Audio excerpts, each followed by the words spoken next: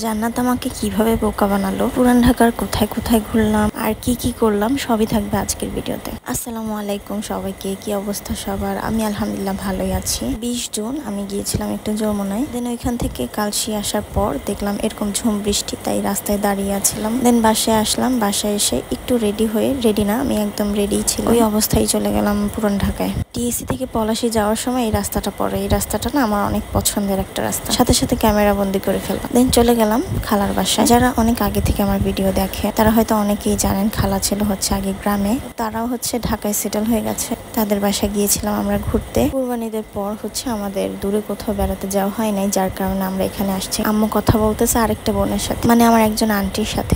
তাদের বোনদের মধ্যে অনেক অনেক মিল, মানে ফুপাতো খালাতো মানে কাজিনদের মধ্যে অনেক মিল, যেটা এই যুগে পাওয়া যায় না। তাদেরকে দেখলে বোঝাই যায় না তারা খালাতো বোন বা ফুপাতো বোন এরকম। আম্মু যেহেতু পুরান ঢাকার মেয়ে, আমার অনেক আত্মীয় হচ্ছে পুরান ঢাকায় থাকে, তো খালার বাসায় গিয়েছিলাম। ওখান থেকে আবার সকাল দিকে চলে আসছি মামার বাসায়, সরি মামাতো বোনের বাসায়।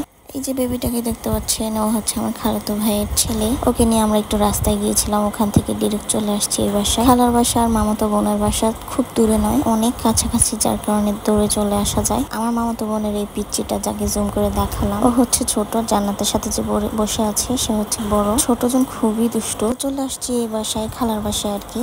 দুপুর দিকে রেডি হচ্ছিলাম, রেডি হয়ে যাব এখন আরেকটা আন্টির বাসায়। আন্টির বাসায় যাওয়ার আগে আমি আমার আপুর বাসায় যাবো। তো আপু এখন পুরান ঢাকার নাগরিক, আম্মুরা যাচ্ছে আরেকটা বাসা, আমি যাচ্ছি আপুর কাছে। যেহেতু বাসা খুবই কাছাকাছি, আমি চলে গিয়েছিলাম আপুর কাছে। আয়হানকেও দেখতে ইচ্ছে করছিল, তাই জান্নাতকে নিয়ে আর মাহমুদকে নিয়ে চলে গিয়েছিলাম আপুর বাসায়। তো যার জন্য আসা, সেই দেখলাম গেটের সামনে এসে যে সে বাহির চলে যাচ্ছে তার বাবার সাথে। দেন এই তো আর কি, আপুর সাথে বসে বসে গল্প। পরে ছাদে চলে আসলাম আন্টির সাথে দেখা করতে। আন্টি বলতে আমার আপুর শাশুড়ি আর কি। তাদের ছাদে হচ্ছে অনেক রকমের গাছ, যেগুলো দেখতে ভালোই লাগছিল। যেহেতু একটু আগেই বললাম আমার আম্মুর অনেক আত্মীয় হচ্ছে পুরান ঢাকায় থাকে, তো এই বিল্ডিং এ দাঁড়িয়েও হচ্ছে আমার একটা কাজিনের বাসা দেখা যাচ্ছে। দেন ছাদের গাছগুলো দেখছিলাম আমি। এই যে এই সফেদা ফলটা দেখে একদম অবাক হয়ে গেছিলাম। সফেদা ফল ছোট থাকতে যেমন থাকে আমি জানতাম না, কারণ এর আগে আমি সফেদা ফলের গাছ দেখি নাই।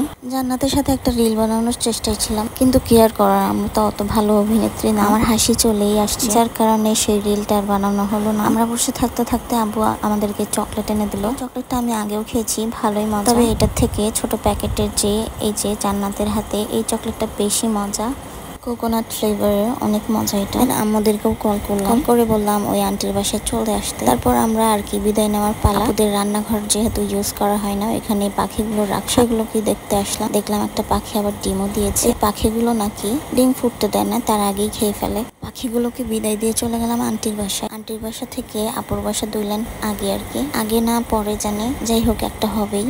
ওখানে গিয়েও সবাই গল্প করছে, তার জন্য আমি একদম ছাদে চলে গেছি। যেহেতু আমার এজের কেউ নেই, তাই একটু বোর ফিল হওয়ার কথাই।